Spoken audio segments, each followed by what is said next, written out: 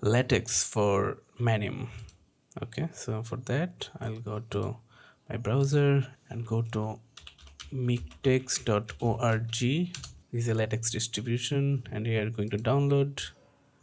And downloading for Windows since I'm on Windows.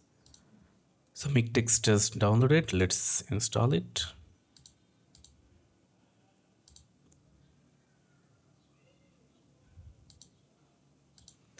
So it's asking for install missing packages. I'm selecting yes. I'm clicking on start. All the dependencies are installed. I'm clicking on next, and I have checked the checkbox check for updates now. Clicking on next. I'm unchecking this and clicking on close. So let's open MiKTeX console. So here, after opening MiKTeX console, I'm clicking on check for updates. So in the update page, there are packages which I can install.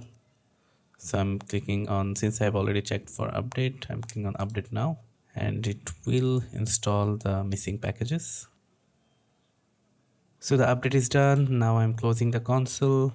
Let's close the terminal and open the terminal again on the directory.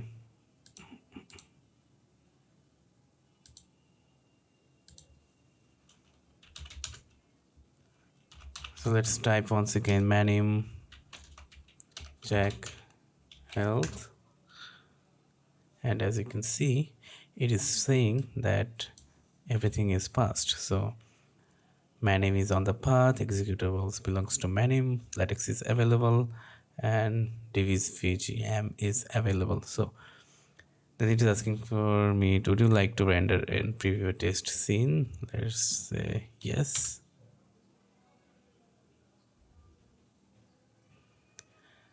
So it is a test scene, the logo of Manim, which is correctly rendered with Manim.